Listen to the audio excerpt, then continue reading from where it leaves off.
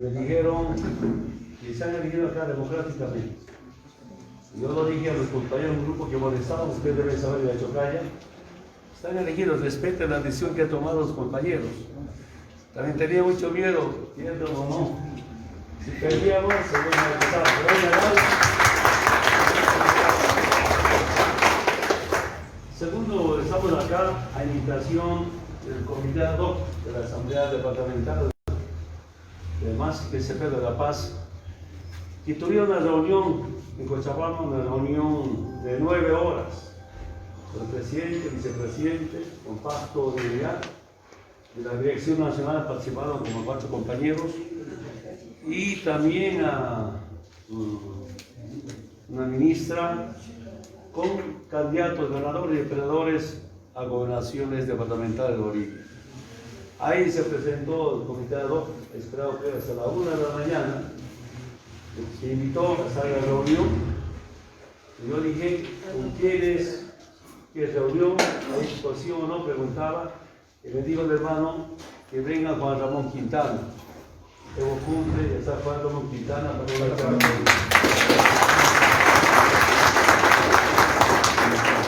Compañeros y compañeras, después de estar con autoridades originales, como decía nuestro hermano Franklin, una primera parte de reflexión política, ideológica, de nuestro proceso de cambio, de dónde venimos, dónde vamos, no en lo social fundamentalmente, pero también pasa por la parte política y económica.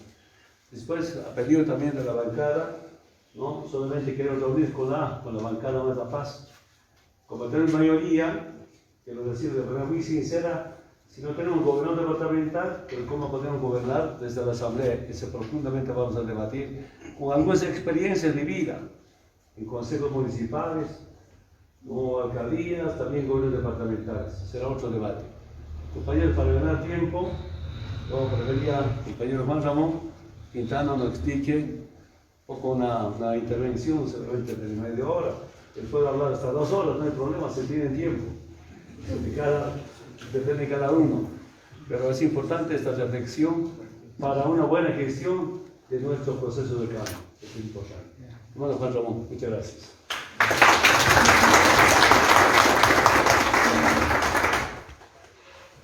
Muchas gracias, compañero Evo. Buenos días, compañeros, compañeras. Buenos días al presidente del comité ad hoc de la Asamblea Departamental del Departamento de La Paz.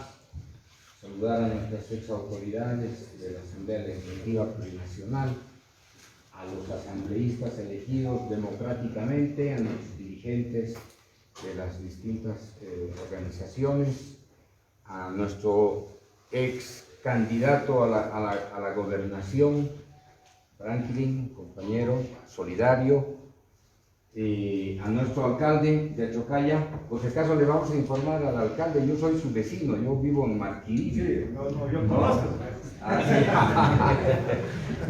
No tengo mi lotecito ahí, tengo que hacer para ir a mi casa. Además tengo que pagar mis impuestos. Para que tenga plata. La próxima puede ser el alcalde de Chocalla entonces. Sí.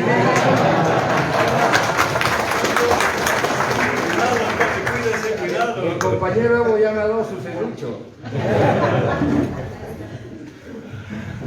Entonces un saludo a todos, compañeros, compañeras. Muchas gracias a los compañeros que han pedido que participe brevemente de este encuentro.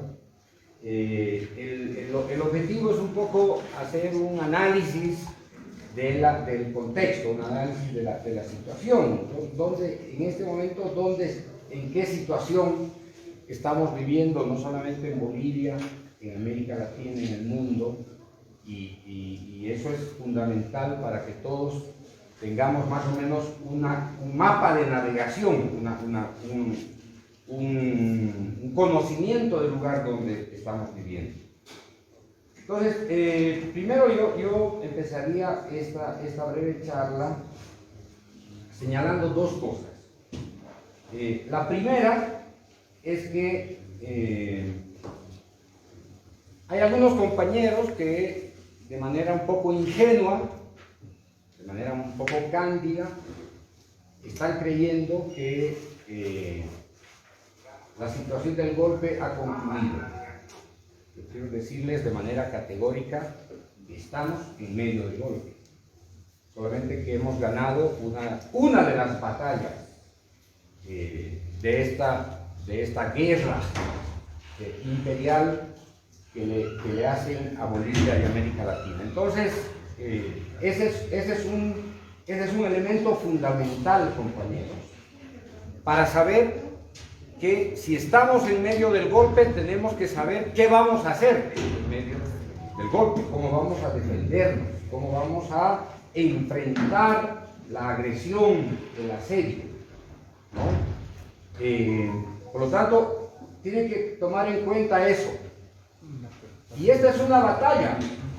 El golpe es una batalla política, el golpe de Estado es una batalla política. Uno está en el campo político, ¿no? Y en esta batalla solamente se puede ganar, compañeros, con algunos principios que son fundamentales. Y el principio fundamental para esta y para las otras batallas que vengan, el principio fundamental es la unidad.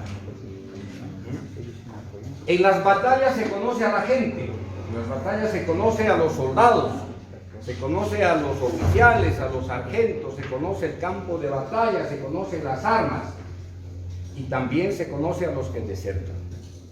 También se conoce a los que dan un paso al costado, a los que retroceden o a los que nos venden al adversario. Así es la batalla o la vida política, compañeros.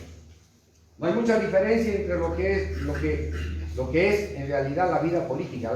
La política es la continuación de la guerra por otros medios, decía Clausewitz, un filósofo de la guerra de la vieja Alemania, de Rusia. Y a nosotros todos los días nos hacen la guerra por otros medios, compañeros. Por la política, por los medios de comunicación, por la iglesia, por las ONG, etcétera, etcétera. Entonces, tenemos que tener conciencia de que estamos librando esta gran batalla, ¿sí? Y esta es una batalla que tiene que ver con la pervivencia, con la sobrevivencia de la nación, del Estado plurinacional. No es solamente una batalla que está librando el MAS, las organizaciones sociales, el departamento. Esta es una batalla que es inherente, que le toca al Estado plurinacional, al pueblo boliviano. Esto no le toca tanto a la derecha. Fíjense, esa bancada, esta comisión de la derecha, de la Asamblea Legislativa Plurinacional, que viajó a los Estados Unidos, ¿es cierto? Esos están en guerra contra este pueblo, porque han ido a entregarse, han ido a abrirse, han ido a ofrecerse para agredir y para pedir la agresión contra nuestro pueblo. Fíjense del tamaño que significa ese adversario de la derecha, que siendo electos por el pueblo boliviano democráticamente, recibiendo recursos económicos de la Asamblea Legislativa, todavía le clavan el puñal en la espalda al pueblo boliviano. Van a pasearse por los pasillos de la Casa Blanca, del Parlamento, del Congreso norteamericano, van a hablar con autoridades que están esperando precisamente solicitudes para intervenir Bolivia. Lo mismo ocurrió, les recuerdo, compañeros, lo mismo ocurrió con diputados y senadores de la anterior Asamblea Legislativa que iban a Estados Unidos a pasearse solicitando la intervención contra Bolivia para que el presidente Evo no fuera candidato en 2019. ¿Se acuerdan? ¿Se acuerdan? Son los mismos Tarasquis, compañeros, son los mismos Cariciris de esta patria. Son los mismos que lo primero que hacen es rendirse ante el enemigo. Lo primero que hacen es resignar, compañeros, una parte de ese poder de la Asamblea Legislativa al adversario político. Esto es grave. Esto es demasiado grave. Y claro, los gringos están felices. Están bailando de una pata porque ya tienen una solicitud de intervención de una parte de un poder del Estado. Imagínense eso. Es como si alguno de ustedes, mis compañeros, es como si alguno de ustedes, ¿no es cierto?, se fuera a Estados Unidos para pedir la intervención de Estados Unidos contra el país, contra su propio pueblo, contra sus hermanos, contra la patria que los ha parido. Esos no tienen patria, mis hermanos. Esos no tienen patria. Esos tienen intereses económicos, financieros. Esos tienen apetito de poder para aplastar ¿a quiénes? Al pueblo. En alianza, la derecha con los Estados Unidos. Por eso les decía, estamos en medio del golpe. No se les ocurra creer que el golpe ha terminado. Estamos en medio del golpe. ¿Qué viene después de esto que está ocurriendo con la Asamblea, con una parte de la Asamblea Legislativa Plurinacional? Acuérdense, van a venir informes de la OEA para decir que aquí no hay democracia. Van a los presidentes de la ultraderecha de América Latina van a cuestionar al compañero Luis Arce, al gobierno, a nuestro gobierno del instrumento. Van a venir informes de la Unión Europea el 29, esta semana, el jueves. En la Unión Europea, imagínense, van a tratar políticamente sobre la situación de la dictadora Yanine Áñez y se van a pronunciar. Y yo les digo lo que va la conclusión de la Unión Europea. Van a condenar la violación de derechos humanos, el abuso de poder, la subordinación de la justicia al poder ejecutivo. Eso van a decir los de la Unión Europea. ¿Ah? ¿Para defender a quién? A su aliada. Porque la Unión Europea le dio un apoyo categórico a la Áñez, le dio plata. Los italianos le dieron plata a los alemanes, le dieron plata a los ingleses. Prácticamente le dieron facultades para que instalen la dictadura, el Estado policial en Bolivia. Esa misma Unión Europea, a través del Parlamento Europeo, seguramente que esta semana va a condenar la detención y va a pedir un trato justo. Fíjense, va a pedir un trato justo cuando a nosotros nos masacraron, carajo. Cuando a nosotros nos hicieron desaparecer, cuando a nosotros nos balearon y no dijeron nada los de la Unión Europea. Absolutamente. ¿Por qué? Porque los indios no cuentan, compañeros, para ellos. El proyecto político no cuenta. Todo lo contrario, más bien, nuestro proyecto político es enemigo de la Unión Europea y de Estados Unidos porque nosotros somos un proyecto anticapitalista, somos un proyecto antiimperial, somos un proyecto anticolonial y Estados Unidos y la Unión Europea siguen ejerciendo el poder imperial, capitalista y colonial. En los últimos 20 años, la Unión Europea, compañeros, ha acompañado a los Estados Unidos en las 7 guerras que Estados Unidos le ha declarado al Medio Oriente para quedarse con su petróleo. Afganistán 2001, Irak 2003, Yemen, Siria, Libia, Somalia. En todos los países donde ha intervenido Estados Unidos, la Unión Europea, ¿a través de qué? A través de la OTAN.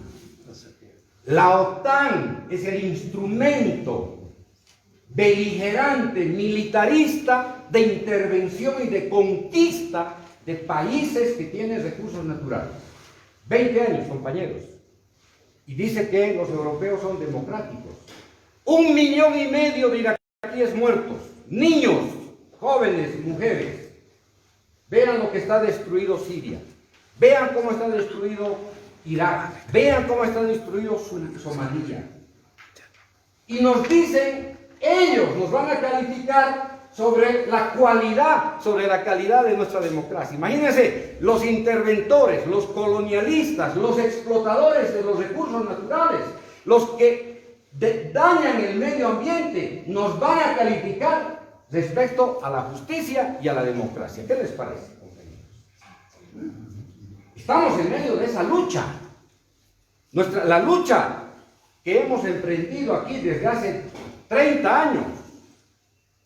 Las batallas que han emprendido los compañeros cocaleros, ustedes que han emprendido aquí defendiendo el gas, los compañeros en la lucha por la preservación, por la soberanía del agua, del territorio. Esas batallas que se han librado han sido batallas por la soberanía, por los recursos naturales, que han parido un Estado plurinacional a la cabeza del compañero. Nuestro Estado plurinacional, compañeros, se ha convertido en un adversario político justamente del imperio y de sus aliados. Y lo estamos viviendo todos los días. Todos los días. ¿Con quiénes? Con sus peones. Los medios de comunicación todos los días mienten, engañan, trampean. En los últimos días, ¿a quién les da cobertura? Página 7, El Deber, Panamericana, Fides. ¿A quién les da cobertura? Aquellos compañeros disidentes del instrumento político, ¿no es cierto?, para atacar nuestro proyecto, para agredir la reputación del compañero Evo, para decir que más o menos estamos extraviados, ¿no?, y que ellos son los que tienen razón. Esos medios, ¿qué están haciendo? Están alentando a las Fuerzas Armadas para que nuevamente se pongan en estado de emergencia las Fuerzas Armadas, porque dicen que los estamos juzgando injustamente. Todos los días van invocando a la policía para que se junten y luego empiecen a protestar, ¿sí? Todos los días, compañeros. Hay que saber leer a los medios. No se dejen engañar. Tienen que discutir sobre lo que dicen los medios.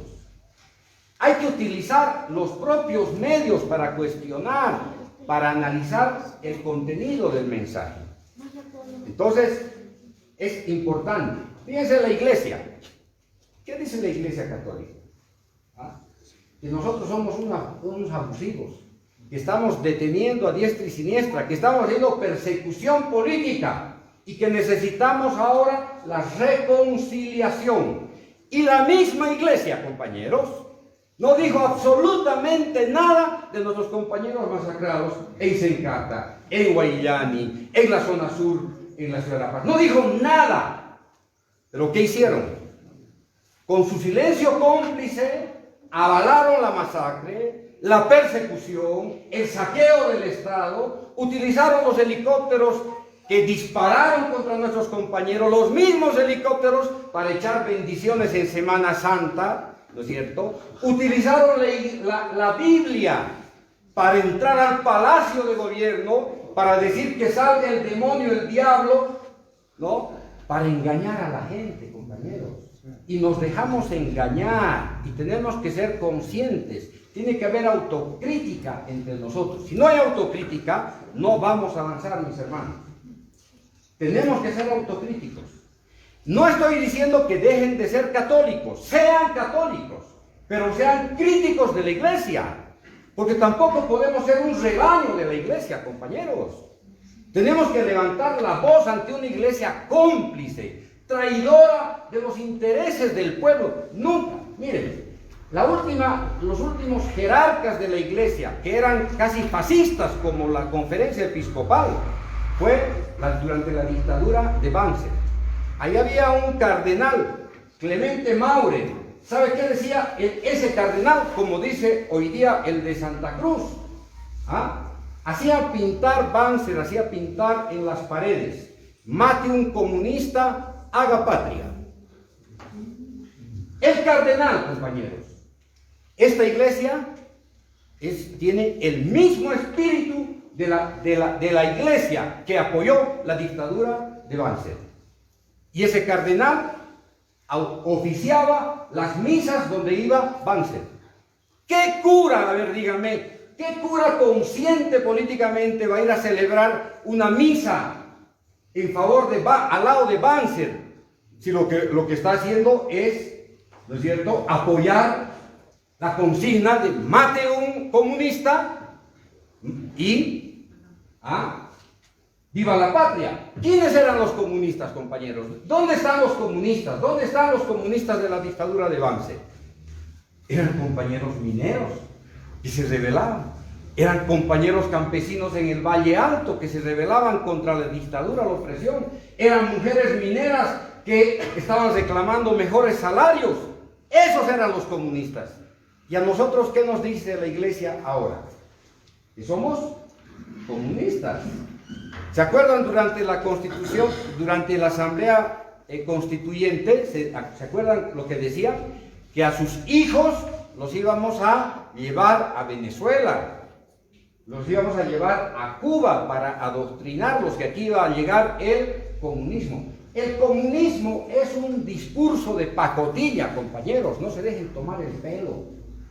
Cuando hablan de comunismo, hablan de narcotráfico, hablan de terrorismo, son los pretextos en realidad para la intervención política y para la alianza entre esta derecha incapaz, antipatria, con los intereses extranjeros. Los hemos derrotado. Los hemos derrotado 1 y 20 veces. Estamos saliendo de unas elecciones subnacionales donde los hemos derrotado, hemos tenido más votos, tenemos más alcaldías, tenemos más asambleístas, aunque no tengamos las gobernaciones. Por errores tácticos, por mal cálculo, por lo que sea, listo. Compañeros, no se puede cambiar la realidad, esa es la realidad. Sobre esa realidad tenemos que trabajar, sobre la base de la autocrítica. ¿Sí? Los hemos derrotado. Cuando la derecha, fíjense, cuando a la derecha le conviene exaltar la democracia, le conviene exaltar los derechos humanos, le conviene exaltar el discurso de la cooperación internacional. Cuando le damos huasca a la derecha y la derecha tiene conciencia de que no va a ganar ninguna elección, apelan al golpe de Estado. Entonces, ¿pero qué características ahora tienen estos golpes, compañeros? Este no es un golpe solamente contra Bolivia. Nosotros formamos parte del conjunto de golpes de Estado del siglo XXI. Desde que ha empezado el siglo XXI, desde que Chávez se hizo presidente en Venezuela hasta ahora, todos los golpes de Estado son contra gobiernos de izquierda, gobiernos progresistas, gobiernos que lo único que han tratado de hacer es recuperar los recursos naturales, recuperar su soberanía, darle poder al pueblo, profundizar su democracia, tener autonomía política. Pero fundamentalmente se ha golpeado contra aquellos países que han mantenido sus recursos naturales en poder del Estado. A Chávez lo han golpeado ¿por qué? Por el petróleo, compañeros. A Zelaya, el 2009, lo han golpeado con la intervención de los militares porque Zelaya estaba recuperando la base militar más grande de los Estados Unidos en territorio hondureño, Sotocán. ¿Saben cuántos soldados hay en territorio hondureño? ¿Cuántos soldados norteamericanos hay en territorio hondureño? 3.000 soldados norteamericanos. Y toda la tecnología norteamericana para controlar la cuenca del Caribe y para controlar Centroamérica. Fíjense, Zelaya dijo, me voy a unir al ALBA. Listo, porque yo quiero que se desarrolle mi pueblo. Quiero que aquí haya programas de alfabetización. Quiero que haya Petrocaribe, quiero petróleo más barato. Quiero que haya programas sociales para mi pueblo. Pese a que Zelaya era de derecha, giró en favor de su pueblo y dijo, voy a recuperar la soberanía de mi pueblo. Y para eso voy a hacer una consulta popular para saber si podemos reformar la Constitución. Miren, El pretexto para el golpe contra Zelaya fue una consulta popular. En realidad, ¿cuál era el fondo? Era recuperar la patria, su territorio, su soberanía, y vino el golpe. ¿Qué dijo la OEA, compañeros? Como acá. ¿Qué dijo la OEA cuando le golpearon a Chávez? ¿Sabe qué dijo la OEA? Que estaba justificado el golpe porque Chávez era casi como un demonio, porque había nacionalizado sus petróleos. Venezuela tiene la primera o la segunda reserva mundial de petróleo, pesado, compañeros, pesado. Es el petróleo más valioso y está entre los 3 de los 4 países que abastecen de petróleo a Estados Unidos. Imagínense que Venezuela nacionaliza su petróleo y los Estados Unidos se quedan sin un proveedor, es decir, caprichoso. ¿Ah? ¿Quiénes le proveen la mayor cantidad de petróleo a Estados Unidos? México, Canadá, Venezuela y Arabia Saudita. Y de esos 4, a los que les compra a precio de gallina muerta, se sale Venezuela. Y dice, yo voy a nacionalizar para que me paguen precio justo por mi petróleo. Porque además es un recurso energético no renovable, compañeros. Eso no vuelve más. ¿Sí? Golpe de Estado por el petróleo. A Zelaya, golpe de Estado por alinearse con su pueblo, por recuperar la soberanía. Al presidente Correa, golpe de Estado porque recupera la base militar de Manta. Hoy día es la mayor base militar en la costa del Pacífico, compañeros, y controla toda la costa, desde Venezuela hasta Cabo de Hornos, hasta el sur. Desde Manta. ¿En manos de quién estaba? En manos de Estados Unidos. Y a Correa se le ocurrió decir, esto se devuelve a territorio ecuatoriano. Igual, su petróleo, recupera su petróleo, golpe de Estado. Lo mismo a Lugo. Lo mismo a la presidenta brasilera. Entonces, aquí, compañeros, aquí hay un tema de fondo.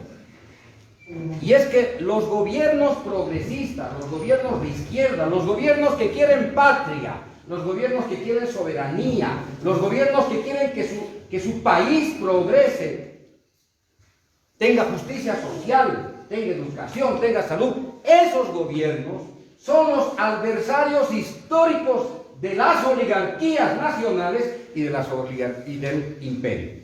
Miren, página 7. En la última semana, compañeros, ¿qué información ha estado sacando? Después del caso de la corrupción en el Ministerio de Desarrollo Rural. Los interculturales ahora tienen 28% de las tierras. Fíjense la información que saca página 7. Los interculturales tienen 28%. Pero carajo, deberían tener 40%. Compañeros, ¿quiénes producen en este país? La tierra es para quien la trabaja. Pero claro, ahora dicen, los empresarios tienen apenas el 13%. ¿Cuánto de tierra tenían los empresarios antes de que el compañero Evo sea presidente? Tenía el 40% de las tierras la empresa privada. Y los compañeros campesinos, indígenas, interculturales tenían menos del 20%. Es decir, el 1% de los empresarios, compañeros, tenía el 60% de la tierra. Y ahora que se ha hecho justicia en el acceso a la tierra, resulta que ahora hay que criminalizar a los interculturales porque tienen tierra. Y ojo, las mujeres que tenían menos del 20% de propiedad de la tierra, hoy día tienen 47% de propiedad. Nos falta un poquito para que las mujeres tengan 50% con los hombres, 50-50%. Fíjense, ¿cómo caldean cómo los medios de comunicación incitan al malestar de la sociedad. Pero bueno, este es el tema de fondo, compañeros. Nosotros somos un proyecto nacional, popular, somos un proyecto nosotros somos una revolución. A algunos compañeros se les está pasando por la cabeza. No solamente somos un proceso de cambio, somos una revolución. ¿Qué es una revolución, compañeros? La revolución es darle tierra al que trabaja. La revolución es darle derechos al que no tiene derechos. ¿Acaso nuestros abuelos tenían la renta dignidad? ¿Acaso las mujeres tenían el bono Juana Zurduy? ¿Acaso los niños tenían el bono Juancito Pinto, compañeros? Eso es revolución. Lo que pasa es que nos hemos acostumbrado a vivir de esos beneficios y se nos ha olvidado que esos beneficios son producto de la lucha y que estamos en revolución. Esto no ha terminado, mis hermanos. Estos 5 años no es para contemplar los 14 años de transformación. En estos 5 años tenemos que radicalizar, tenemos que profundizar la revolución. Por eso ustedes han sido elegidos, porque hay un pueblo consciente, compañeros. Probablemente nuestras bases tengan más conciencia que nuestros dirigentes sobre la necesidad de esa revolución y de defender esa revolución. Y lo que quiere la derecha y lo que quiere el imperio es desmontar esa revolución. Fíjense, hoy día, ¿qué dice la prensa? Dice, alcaldes de no sé cuántas ciudades piden que no paguen los municipios los bonos, la contraparte de los bonos, porque los bonos paga el Estado y viene de la contraparte de los municipios. Y entonces ahorita ¿qué están diciendo los alcaldes? No vamos a tener plata, entonces hay que recortar el aporte para los bonos. Compañeros, nuestra primera batalla va a ser pelear por estos derechos que hemos adquirido, es decir, por los derechos de la revolución, porque si no sería retroceder al periodo neoliberal. ¿Qué quieren? No quieren que haya bono Juancito Pinto, no quieren que haya Juana Zurduy, no quieren que haya renta dignidad. Compañeros, a eso se va a sumar la batalla por el pacto fiscal, a eso se va a sumar las otras batallas políticas en las regiones. ¿Quiénes tienen que liderizar la resistencia, la batalla, el impulso para esta revolución? Son ustedes, compañeros. Fíjense, con todo respeto, yo tengo que decir, en realidad esta asamblea va a tener más poder político incluso que nuestra bancada departamental de la Asamblea Legislativa Plurinacional, porque ustedes son los que tienen que hacer respetar los derechos acá. El Arias, este Yuncu, este engendro de Usaid, alcalde de La Paz, lo primero que va a hacer, ¿saben qué va a hacer? Masacre blanca en ese municipio, porque el Sevilla, un delincuente de alto vuelo, está dejando destruido ese municipio. ¿Y cuál es el factor de ajuste cuando tienes un municipio destruido? Hay que destituir a la gente, hay que votar a la gente para que tenga plata y puedan hacer otros contratitos para sacarle plata, ¿no es cierto?, para sus beneficios. Por lo tanto, mis compañeros, ustedes van a ser la vanguardia de la resistencia a cualquier pretensión de recorte social, de recorte económico para los bonos, para lo que se ha logrado. Entonces, en algunos municipios tienen cooperativas, el servicio de agua está cooperativizado, el servicio de luz está cooperativizado, y ahí le van a hincar el diente. Los servicios van a tratar de volver a las tarifas, ¿no es cierto?, de la época neoliberal, cuando hoy día tenemos tarifas de acceso popular. Bueno, entonces, compañeros, estamos en esta gran batalla. Tenemos que librar esta gran batalla por mantener la revolución, por preservar, pero también tenemos que defendernos de la agresión y tenemos que avanzar. Son tres tareas capitales que tienen ustedes, compañeros, nuestros dirigentes, obviamente de las organizaciones, pero la asamblea. ¿Qué se espera de una asamblea, mis hermanos? ¿Qué se espera de una asamblea legislativa departamental? ¿Qué se espera de una asamblea legislativa plurinacional? Lo que se espera es una línea política, compañeros. Y si no tienen línea política, nos van a guasquear. Porque le van a hacer hablar a un compañero una cosa, al otro compañero otra cosa, al otro compañero decir, estos masistas están jodidos. Listo, ya. El arma mortal que tiene hoy día la derecha y con plata financiada es la división. Entiéndanlo bien, mis hermanos, mis hermanas. Dividir para reinar. Eso viene desde el siglo XV, desde Maquiavelo hasta ahora. Y la derecha sabe más que nadie. La derecha sabe cómo funcionaba antes la asamblea. Con los que se llaman los gastos reservados, con los maletines, la derecha, la tecnología de la derecha para gobernar es la división, es la prebenda, es la compra de dirigentes. Contra eso tenemos que luchar. Contra eso, y para eso nuestras organizaciones de base tienen que convertirse ahora en un mecanismo de control social para evitar que algún dirigente, ¿no es cierto?, se esté yendo por otro camino, ¿no es cierto? Entonces ahí ustedes tienen la responsabilidad de ser fieles, leales, consecuentes con el voto soberano que han recibido. Imagínense, compañeros, haber recibido una votación de su AILU, de su comunidad, de su municipio, de su provincia, que les está diciendo, mantengan la revolución. Y de pronto se van a un costadito. Se esconden. No quieren decir nada. No dan la cara.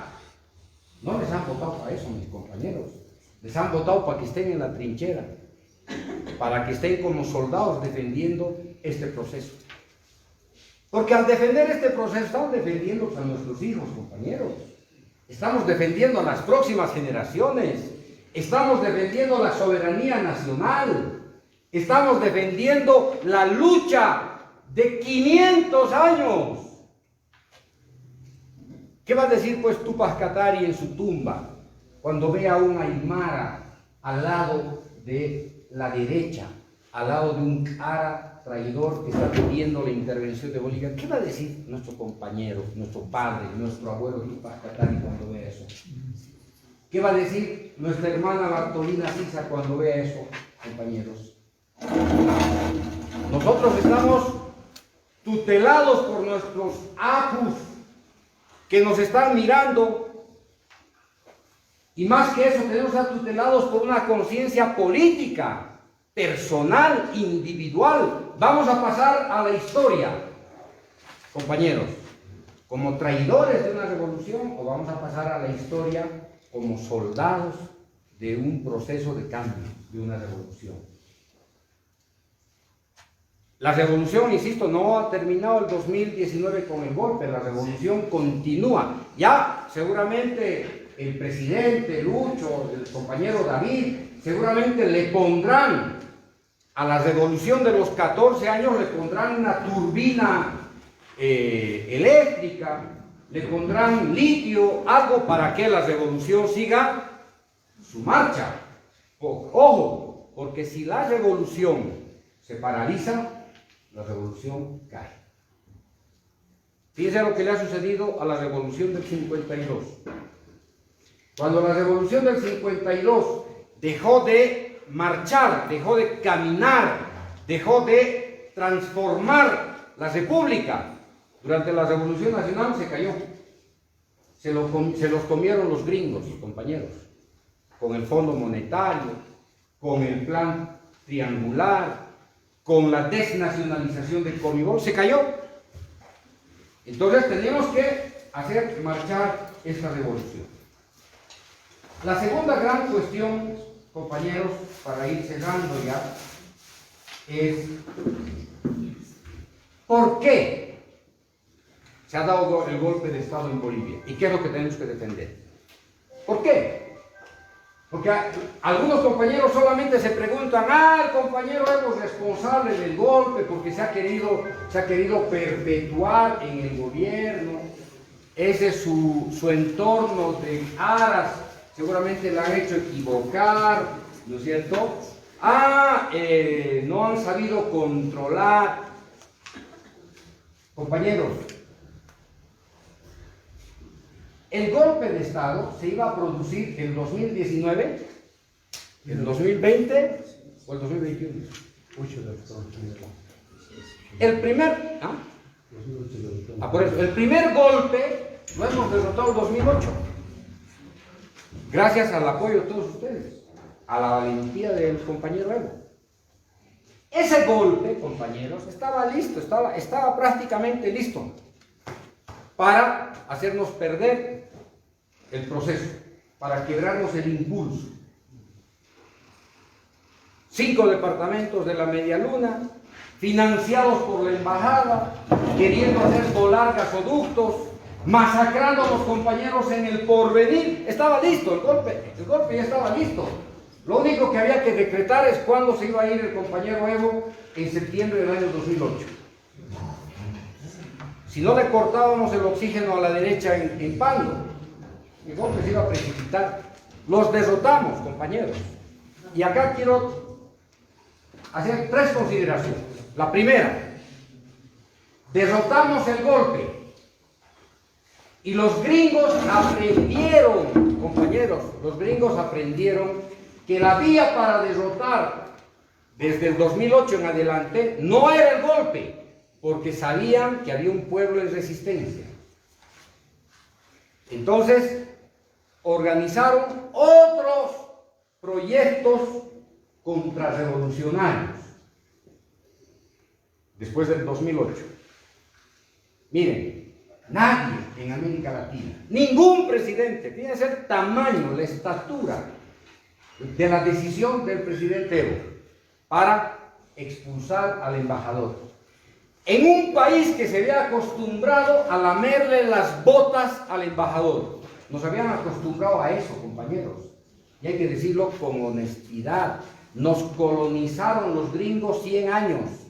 Para ser diputado tenían que ir a hacer firmar con la embajada norteamericana el aval, los adinistas, los miristas, los etcétera, etcétera. Sin aval de los gringos aquí nadie era candidato, nadie era presidente. Aquí se acostumbraron que los ministros sean puestos en la embajada, que los comandantes de las Fuerzas Armadas sean puestos por la DEA o por la CIA, o los presidentes del Banco Central sean puestos por el Fondo Monetario. Compañeros, no teníamos patria, no teníamos dignidad, no teníamos país hasta el 2006, por favor. Comprendan eso. Y comprendan en esa perspectiva qué significó expulsar al embajador. Nadie, después del presidente Evo, se atrevió el presidente Chávez en Venezuela, había expulsado a un embajador, al virrey, compañeros. Nadie había expulsado a USAID, nadie había expulsado a la DEA, nadie había expulsado a la CIA, y nosotros lo hicimos. Con coraje, con ñeque, compañeros, con valor, con amor a la patria. Porque le dijeron al compañero Evo, si no te alineas a la política de Estados Unidos, te va a ir mal, te vamos a sacar la mugre. Así, ahí están en los Wikileaks, no nadie tiene que inventarse ahí, está clarito. O estás con nosotros, le dijeron al presidente Evo, el David Greenlee, el embajador, o estás contra nosotros. Y nosotros elegimos estar con el pueblo. Y ahí vino el golpe. Mandaron a su embajador más feroz, los Estados Unidos, que había dividido Yugoslavia, compañeros. No mandaron a cualquier pajarraco. Mandaron a un embajador que dividió un país de la Europa del Este. Y lo mandaron aquí para la división, para la destrucción de este país, para que se convierta como Yugoslavia. Y lo derrotamos.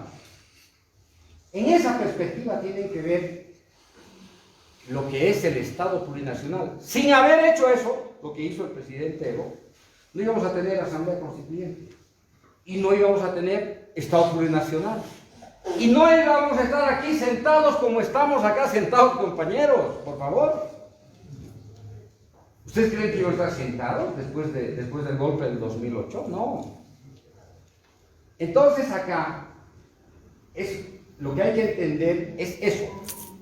El golpe de Estado contra nuestro proceso de cambio es un golpe fundamentalmente contra el movimiento popular, contra el movimiento indígena, contra su resistencia, contra esa fuerza que no tiene ningún país en América Latina, que no la tiene Bolivia.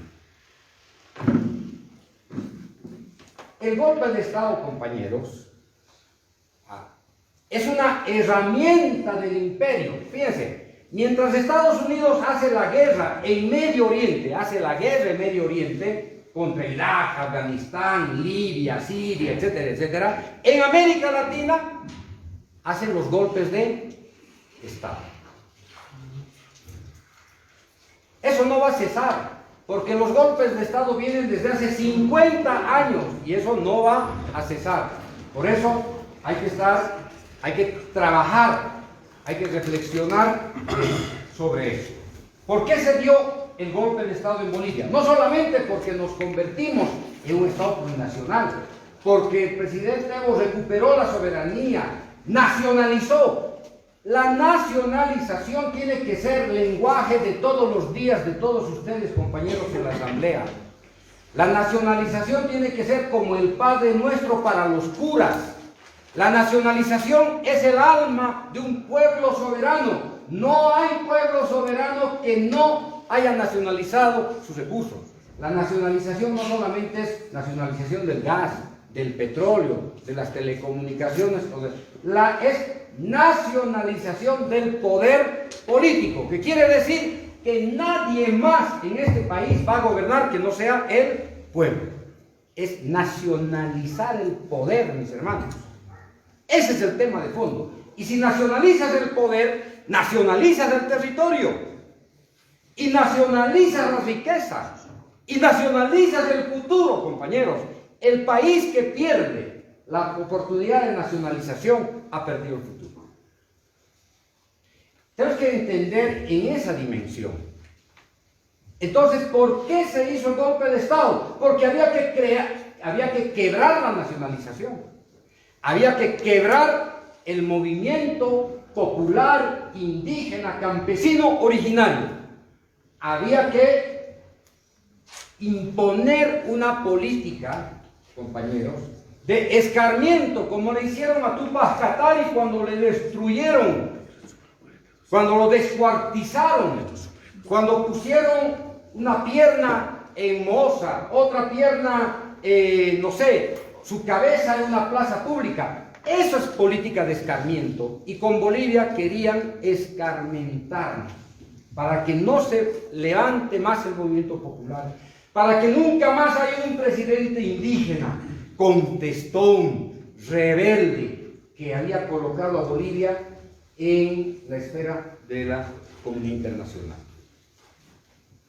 Es que es demasiado para los gringos. Algún día seguramente con el compañero presidente de la Asamblea, si hay tiempo, cuando tengan tiempo, vamos a explicar los 100 años de intervención de Estados Unidos en Bolivia, compañeros, para que comprendan.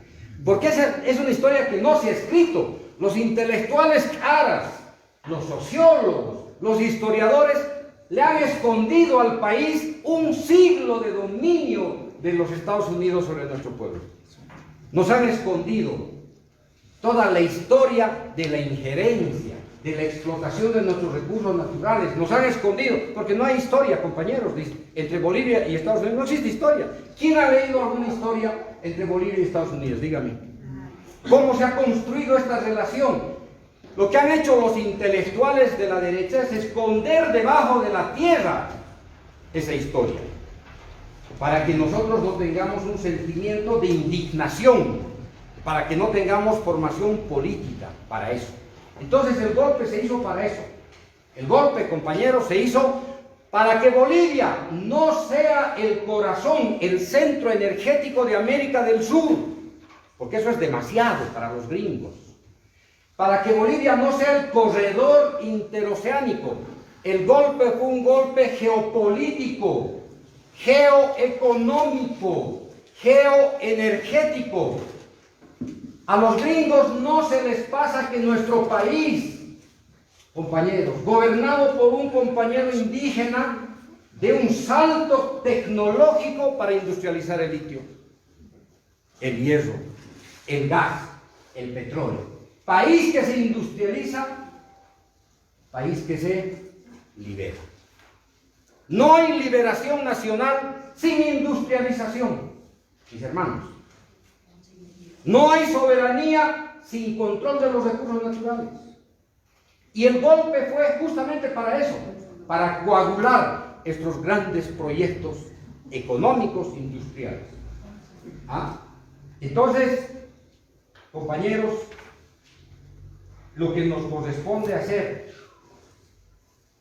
políticamente es tener claridad política, conciencia política, porque si no tenemos conciencia política no vamos a saber dónde está el enemigo y vamos a ir a disparar, ¿no es cierto?, contra las sombras.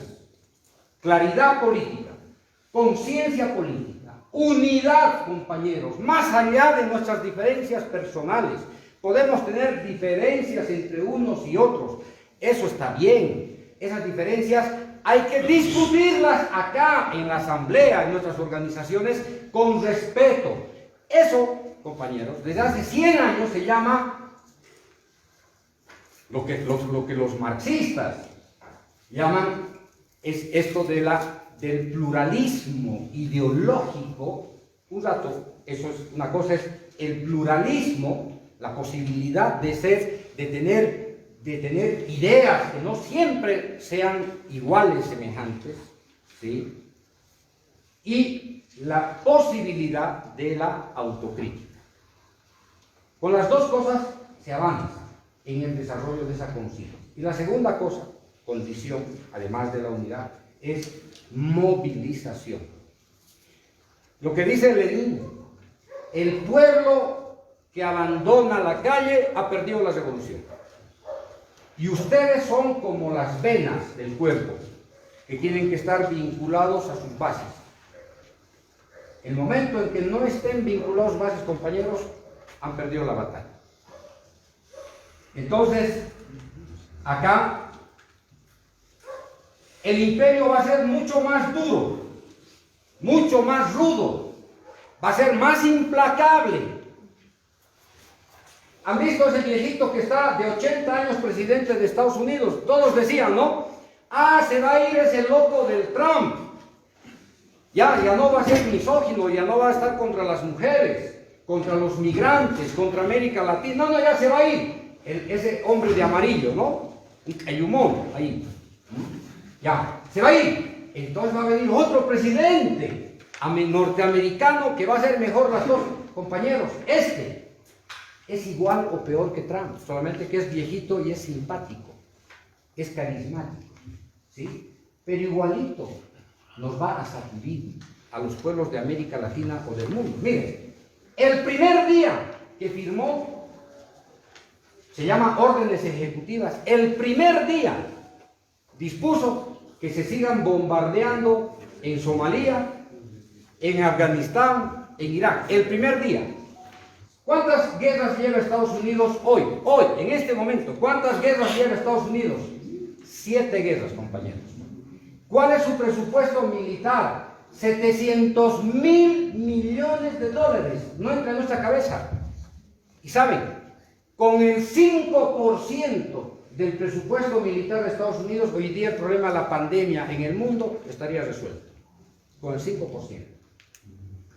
Hoy día hay una crisis profunda del capitalismo. Vacunas concentradas en los países más ricos. Nosotros, que nos muerde el perro. Nosotros, para el cementerio. Nosotros somos inservibles. Somos desechables. Somos pueblos desechables para estas sociedades modernas que tienen monopolio de la tecnología. El capitalismo está palideciendo, compañeros, y es más peligroso. Está en crisis, es más peligroso. Los gringos nos van a dar con todo, no solamente a Bolivia, América Latina en general. Siguen en guerra contra Venezuela. A ver, compañeros, ¿en qué lugar del mundo un imperio destruye al pueblo venezolano a través de la guerra en plena pandemia? 60 años de bloqueo contra Cuba. Golpes de Estado todos los días en América Latina. Entonces, ese es nuestro enemigo principal y sus lacayos de acá, de la derecha. Esos son nuestros enemigos, compañeros, nuestros adversarios políticos a quienes tenemos que seguir derrotando. Yo diría para finalizar, compañeros, no se dejen seducir por estos cantos de sirena, renovación, hay que cambiarlo al Evo, hay que ver en un congreso por qué el golpe de Estado. En realidad, todos esos argumentos vienen, compañeros, enlatados. Esos son argumentos de la derecha. ¿Acaso nosotros más bien no deberíamos escuchar el discurso unidad, unidad, unidad? ¿Acaso ese no debe ser nuestro discurso? ¿Ah? Y sin embargo le pegan el discurso, no, renovación, que los jóvenes, ahora que hay que sustituir a los viejos. Yo diría, está bien, no queremos un estado gerontocrático de viejos, está bien, todo el derecho, ¿sí? ¿Por qué no piden renovación a sus patrones en Estados Unidos si el presidente de Estados Unidos tiene 80 años? A sus papás, ¿por qué no les piden renovación? Compañeros, el 83% de los senadores del Congreso norteamericano tiene por encima de los 75 a 70 años. Por encima de... Oiga, y son imperio, compañeros. Son imperio. ¿Por qué? Porque estos señores se van relevando el conocimiento de generación en generación y son familias que se quedan en el poder ahí en el Congreso norteamericano, porque son empresas.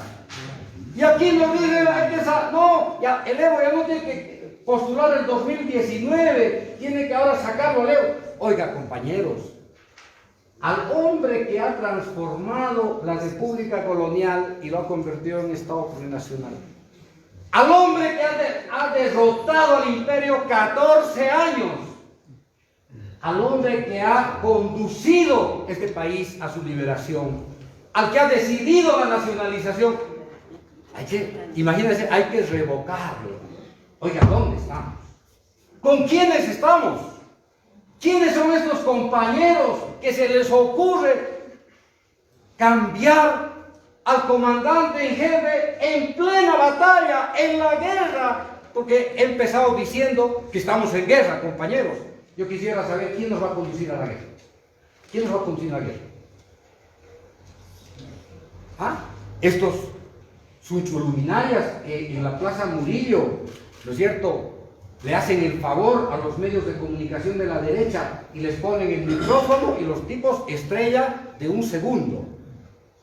La derecha feliz con estas estrellas del cine de un segundo, queriendo lapidar a un dirigente insustituible, a un dirigente histórico, a un estadista. Por favor, compañeros, yo hubiera querido escuchar quién se oponía al liderazgo de Túpac Katari durante la rebelión. Yo creo que no le iba a quedar la cabeza en su puesto. ¿quién se iba a interpelar? ¿Quién iba a interpelar el liderazgo de la compañera Bartolina Sisa en la rebelión? Cuando está peleando contra el imperio para convertirse en un proyecto indígena autónomo. ¿Quién? Y esto es lo que tenemos, compañeros, que tener conciencia de lo que estamos diciendo. De lo que estamos diciendo ante los medios de comunicación. De una pata están bailando los derechosos en este país. Los golpistas en este país, los militares facciosos, los policías corruptos, ¿por qué? Dicen fractura en el máster. Compañeros, tenemos que parar esto. Tenemos que parar, porque si se divide nuestro proceso, a todos ya no nos van a guasquear. Yo ya no voy a estar asilado en la Embajada de México. Con 25 proyectiles estaré seguramente tirado en la calle. Ya no va a haber, compañeros, ya no va a haber perdón. Esta vez han tenido un gobierno corrupto, cleptómano, una ladrona. ¿Saben qué decía Nixon cuando dio el golpe de Estado a Allende?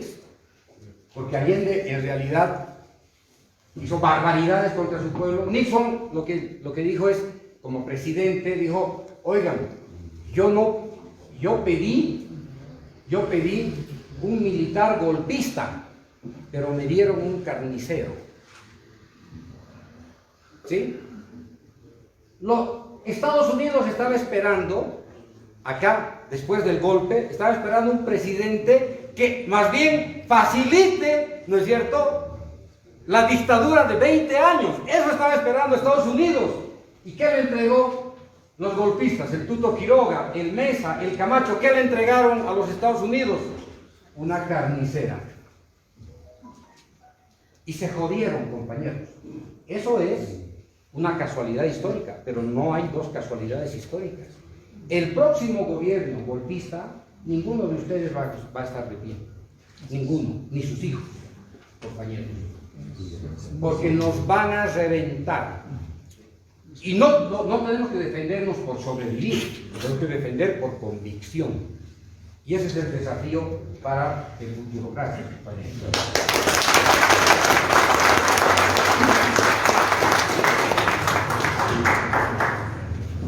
Compañeros, yo quería completar con algunas preguntas importantes. Primero, el golpe, muy resumido. Hay alguna gente de las ciudades que todavía dicen que nosotros hemos estudiado para mandar dominar a los indios. Es el fascismo, el racismo. Pero bajo la dirección de Estados Unidos. Y no aceptan los llamados indios, podemos liberar Bolivia. Entonces, compañero Juan Ramón, es la unidad de todos, es el voto de todos, nos ha permitido liberar políticamente, económicamente, socialmente, culturalmente. Entonces el golpe, yo decía en algún momento, el golpe del gringo al indio. El segundo golpe para mí, el golpe a nuestro modelo económico. Con las nacionalizaciones tenían más plata, luchamos con las nacionalizaciones, llegando al gobierno, yo siempre digo, con el poder sindical, con el poder comunal, no podíamos nacionalizar. Era importante el poder político, el poder electoral, instrumento político, llegamos a nacionalizar. Ya cambió la situación económica del país. Sería largo hablar de eso. Con nuestro modelo económico, a los resultados en lo social, especialmente los bonos, a ver, había Monosol. ¿Con qué plata era? Pues con la venta de las empresas públicas. Cuando ya no podían vender, se acabó. Las empresas públicas vendiendo, ya no había plata y suspendieron. O algunos años, ¿no? Con deuda interna y externa. Después dijeron bono y vida, ¿verdad? Se acabó. Y nuestros bonos es con nuestra plata, con la nacionalización. Reducción de la pobreza, la extrema pobreza, las obras que conocen muy bien, así que comentando con el alcalde del Chanta, ahora de dónde sacamos plata. Es nuestro modelo económico, que no es un modelo económico sometido al neoliberalismo, por tanto al capitalismo. Yo me doy cuenta recién, Estados Unidos no quiere un modelo económico mejor que su modelo económico que viene de neoliberales. Golpea nuestro modelo económico. Y eso es a las nacionalizaciones. Y tercero, compañeros, lo más importante es el tema de, es el golpe al litio. Lo demuestro acá con un recorte del periódico.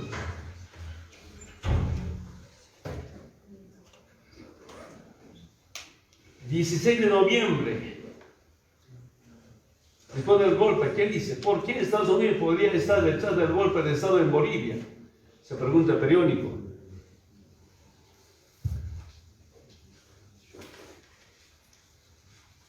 Después, ¿qué dice? Estados Unidos hizo el golpe de Estado por el litio. 20 de julio del año pasado. Reconoce que Estados Unidos hizo el golpe de Estado por el litio.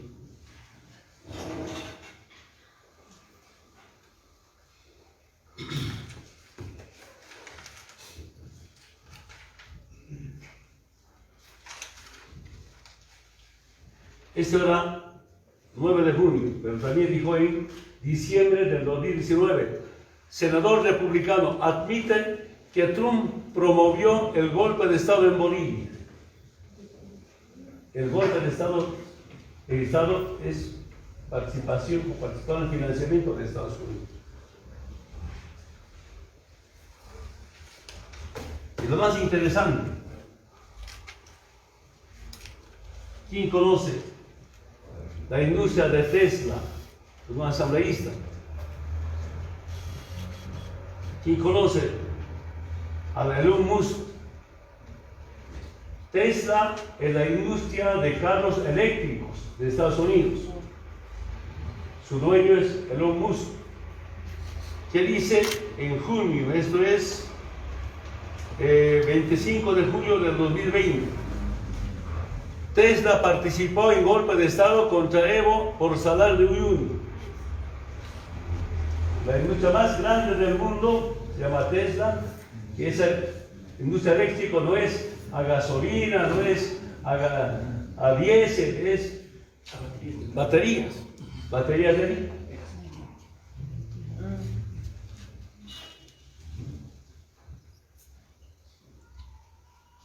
Podemos leer algo. La empresa de autos eléctricos Tesla Motors participó en el golpe de Estado hacia el presidente del Estado Plurinacional de Bolivia, Evo Morales Ayala. Las intenciones de Tesla fue tomar el salario mínimo para extraer el litio y generar productos para sus empresas. Entren, si están con celular, 25, donde está a ver, 25 de julio del 2020. Van a escuchar ahí, compañeros. Pero ¿qué dice este señor? Escúcheme bien. La gente que pregunta en la entrevista le dice, ¿sabe que no era lo mejor para la gente que el gobierno de los Estados Unidos realice un golpe de Estado contra Evo Morales para que tú puedas obtener su litio? La respuesta, escúcheme bien, compañero. ¿Qué responde el dueño de Tesla? Elon Musk. Nosotros haremos golpes donde queramos. Lidia con eso. Atrevido. Ellos van a hacer golpes donde quisieran. Peleen con eso. Compañeros. Yo comparto cuando el hermano dice, aquí la lucha a veces por divisiones, intereses internas. Nuestra lucha es mucho más grande que los pequeños problemas. Yo escuché en los comentarios de estos días, no solamente eso, hace 2-3 semanas, ¿no? Inglaterra dice que también participó en golpe de Estado por litio. No tengo su documento, me consigo Juan Ramón, compañeros que consigan, está en los primeros. Hace 2-3 semanas sale, recién, Inglaterra también había participado en el golpe, todo por el litio. Otra vez la mira, las transnacionales está ahí. La lucha de la humanidad en todo el planeta, en todo el mundo, ¿quién controla de quiénes son los recursos naturales? Es de los pueblos bajo la administración de su Estado o de los privados bajo el saqueo de las transnacionales. Y compañeras, compañeros, a nosotros no nos perdonan que hemos quitado la madera de las transnacionales. Democráticamente, con el voto del pueblo, con unidos todos los sectores sociales. No nos perdonan eso. Y ahí estamos leyendo periódicos, información, ¿no? Compañero Juan Román, le pido llevarse. Cuando hablamos a veces no nos cree. Pero cuando se lo leemos ya asusta, ¿no? Es verdad, pues, no estamos mintiendo. Nadie estamos mintiendo, pero hay que respaldarse, hermanos dirigentes, con papelitos. Importante. El hermano Juan Román decía sobre la privatización de los recursos naturales, servicios básicos. Año pasado ya, sacó el decreto supremo. La Marianela, nuestra ministra de Presidencia, no ha conseguido la Gaceta Oficial original. El decreto supremo 4272 del 23 de junio del 2020. 4272, entra en su internet. Decreto del 23 de junio del 2020. Yo estoy un poquito, no veo, no por viejo, sino por coronavirus, por favor. Un poquito me he hecho ampliar, ¿no? Letra grande para leérselo. No está creando compañero, por favor. ¿Sabe, compañeros? A ver, habla de inversión privada. Mira, este decreto supremo tiene más de 100 artículos, 10 artículos transitorios. ¿Cuántos miles de decretos hemos firmado? Máximo son como 20 artículos, 5 artículos, 10 artículos, 7 artículos, artículo único, decreto supremo. Pero es el nuevo paquete económico de la derecha. Yo comparé esto con el 21060 del 85, con el decreto supremo 21060 del 85, empezaron a privatizar. En ese decreto supremo no hay programa social solidario de vivienda, pues. Todo está eliminado. ¿Qué bonos? Pero artículo 72, inversión privada. El Estado promoverá la inversión privada en proyectos de desarrollo económico y social a través de los siguientes mecanismos. Concesiones. Ellos no quieren ser privatizaciones, dicen concesiones, también sinónimo de privatización, concesión. B, alianzas estratégicas. Artículo 80.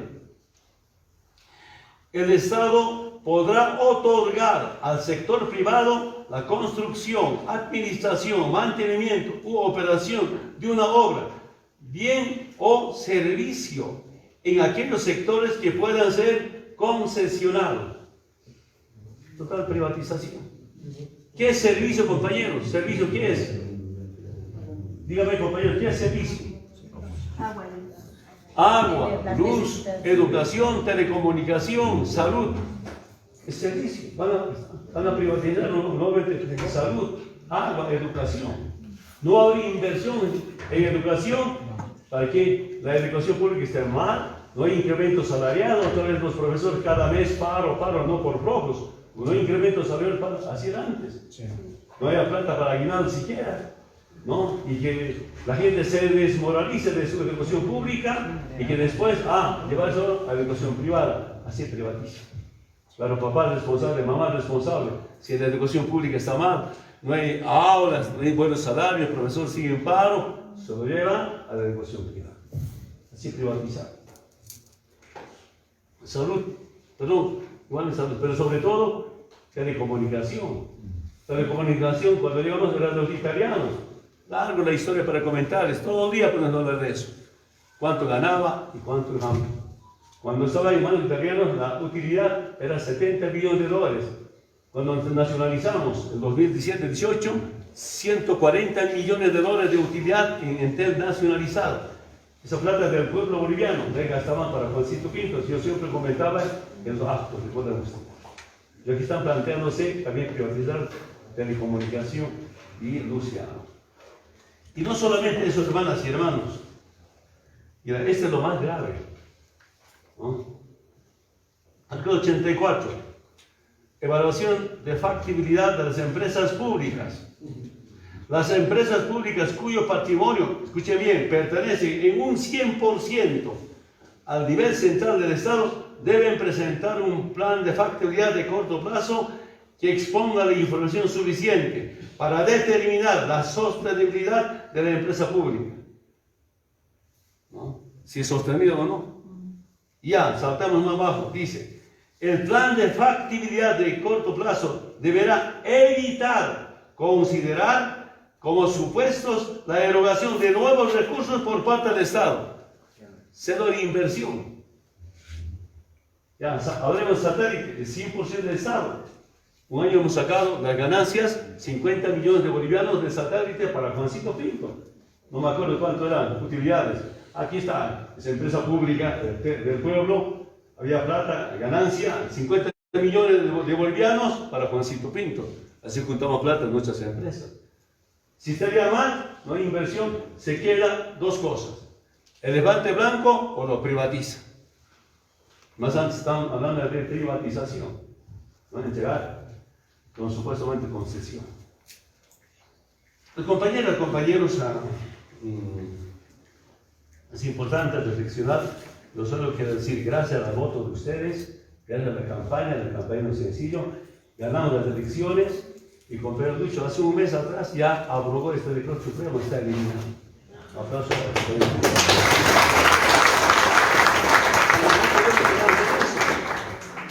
si vuelve la derecha, ganándonos de las elecciones o con golpe de Estado, ya saben su plan económico, privatización. Privatización está compañero. No, es una mentira. En otro temita, compañeros, aquí tanto se habla que dedazo. Yo experimentaba ese compañero, un grupito de acá, no quería compañeros de alcalde, usted sabe muy bien ese problema que tenía. Entonces yo hablé, compañeros, y un poco conversando ustedes han elegido. ¿Acaso he elegido al compañero dedazo, Evo elegido al compañero alcalde? No, como siempre, sí, cuando ya ha ganado, conozco al actual alcalde. Pero ¿sabe de dónde viene el dedazo? Para mí el término dedazo viene del imperio norteamericano. Los días del golpe gobernaba Bolivia y Estados Unidos con Tuto Quiroga. Él mandaba llamar a los comandantes de la policía, de las Fuerzas Armadas, ¿no? Y algunos ya están aclarando públicamente. Después de que hemos elegido en Argentina, el compañero Lucho Arce, presidente, David Chocalanco, vicepresidente, ¿qué dice Tuto Quiroga? Dedazo del jefazo. Evo impone desde su cómodo asilo argentino al gerente de 14 años de despilfarro y corrupción. García Linera doblegó al indígena del MAS por enésima vez, queriendo pelear con el hermano David Chocalanco. Dedazo viene de Tuto Quiroga. Aquí está, compañero. Y algunos compañeros repitiendo como loro, dedazo de él. Yo no he elegido ni un candidato, ni en las federaciones del trópico de Cochapaco, no me meto. Claro, como presidente de las 6 federaciones, he convocado a todos a las 5 de la mañana de la reunión, el sindicato central de hombres y mujeres. Hemos sentado las bases, ¿cómo van a ir a elegir? Hemos sentado, listo, ahora van a elegir ustedes. En el elegido, no he insinuado siquiera, influido siquiera, Juan Ramón puede ser alcalde de Villa Tunari, o la compañía puede hacer, a tratar de la compañía de... Lo han elegido, Villa Tunari tiene 9 concejales, los 9 concejales, a la cabeza de una compañera barcolina, compañera Segundina Orellana, los 9 concejales. Sinabata tiene 7 concejales, los 7 concejales. Chimoré, de los 7, 6, bonito nos ganó la derecha. ¿Por qué nos ganó? Porque ahí viven policías, militares, sus familiares, nos ganó un concejal. Y Vilgarzama, los 7 concejales. En Charillos, creo que ha habido problemas en la elección, yo no participé, Andrónico ha dirigido la elección como ejecutivo, ahí también hemos perdido un concejal. Los otros 6, ellos unidos. En todo el trópico la derecha tiene 2 concejales, los otros 35 concejales. No he participado nada. Claro, ahí hay unidad, pues, no hay ninguna división, no hay ningún miramiento, se combinan, como llaman los distritos, las centrales, bien combinado y ganamos todo. Compañeros, con dedazo, como fuera Evo. A los asambleas ninguno conozco, así. Al Franklin, sí, diputado conocíamos. Claro, a veces siempre nos vemos, pero ¿cómo será? ¿No será? No los conozco. Querían dedazo. Aunque quiero que sepa, Año pasado, cuando estábamos eligiendo al compañero Lucho y a David, candidato presidente, vicepresidente, 3 departamentos me dijeron: Evo, que elija senadores y plurinominales desde Argentina en los 9 departamentos. Yo he rechazado, imposible elegir. Cuesta, hay que hacer reunión con todos los sectores sociales, buscar el mejor compañero, la mejor compañera. ¿En qué hicimos eso? Solamente para aclarar cómo, ¿no?, a veces la derecha nos trae mensajes y nuestros compañeros repitiendo. Está demostrando. Igualmente digo, a ver, por ahí, en el Alto había, pues, ¿cuántos? Como 20 precandidatos para ser alcalde, ¿no? Como 20 eran. Ah, aquí están. Pero juntas vecinales divididos en Altos, no sé, 3 o 4. Padres de familia divididos, comerciantes divididos, gremiales, todos divididos. ¿Quién va a elegir? Yo digo, no sé quién va a elegir. ¿A qué sector le vamos a convocar? ¿No? La dirección también del MAS dividido, ¿no? Yo les he escuchado 2. Vengan, Cochabamba, les he hecho abrazar todo, ya van a entrar juntos, ya ahí se han abrazado, otra vez divididos. Lo dije con algunos compañeros, todos los precandidatos reúnanse y se eligen los precandidatos. Ese se recomienda, hasta ahí terminó. ¿Y quién es el Tutu Quiroga? Otra vez el de Mira Dedazo. Evo, veta a Eva. Dedazo del Jehová se impone candidato en el Alto. El tirano no perdona a los que aceptaron su renuncia. Tuto con Dedazo.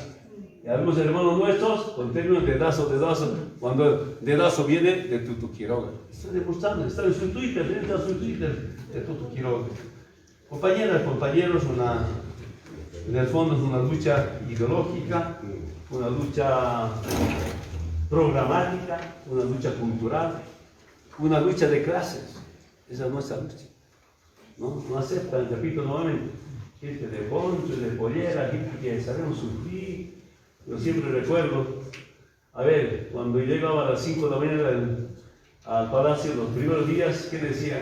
Ah, este pobre indiecito, ahora está llegando a las 5 de la mañana, se va a cansar, no va a poder. ¿Acaso trabajar a las 5 de la mañana es extraño para nosotros? Es normal eso. Solo el trabajo del campo, llevamos al palacio, nada más. Nada más, eso no más es. Se trabaja tanto y no se gana tanto. No se gana como quisiéramos. Esa es nuestra vida, situación. Después, ¿qué dijeron los vecinos de la Plaza Murillo después? Ya pasa un año, 2 años, 5 años, seguimos llegando a las 5 de la mañana. Entonces, creo que este indio va a seguir 5 de la mañana. Ya es hora, Evo, hay que levantarse temprano. Ya.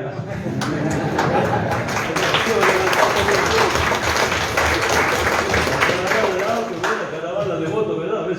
Pues ya automáticamente hacemos despertar. Trabajo normal que hacíamos. Yo hace un momento estaba comentando a los compañeros, ¿no? Yo tenía como 4 desayunos. A las 5 de la mañana, primera reunión con un sector social. Desayuno, tienes que acompañar. Desayuno, tienes que invitar y acompañar. Segunda reunión, a las 6 de la mañana, 8 desayunos. Tercera reunión, a las 7 de la mañana, 8 desayunos. 8 de la mañana, último desayuno ya. Después hay que esperar el almuerzo, ¿no? 4 desayunos. Claro, después de 3, 4, 5 reuniones, me iba al campo, ¿no? En llegar hora, probar, conocer, debatir. Se hará nuestra reunión, compañeras, compañeros. Solamente eso, hermanas y hermanos, saludo la explicación del compañero Juan Ramón,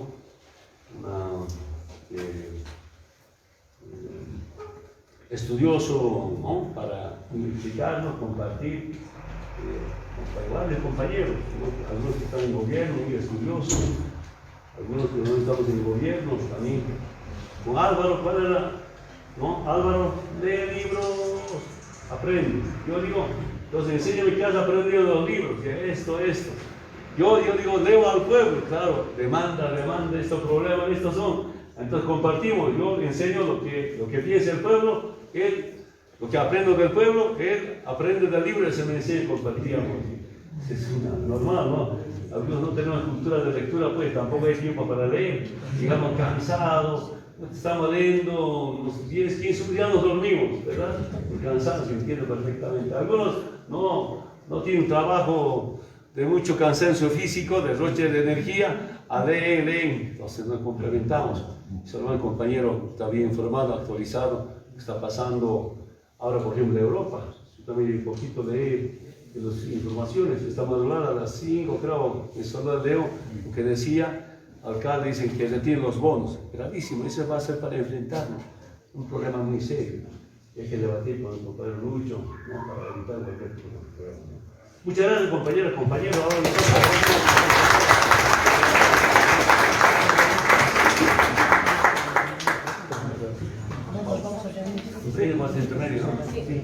Muchísimas gracias, hermanos, por la oportunidad de estar presente.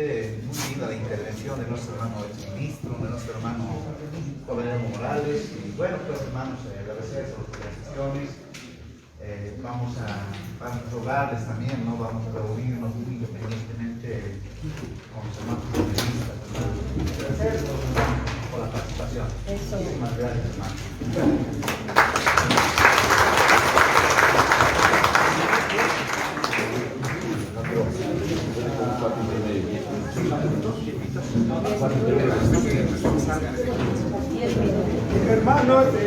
Hermanos que nos visitan.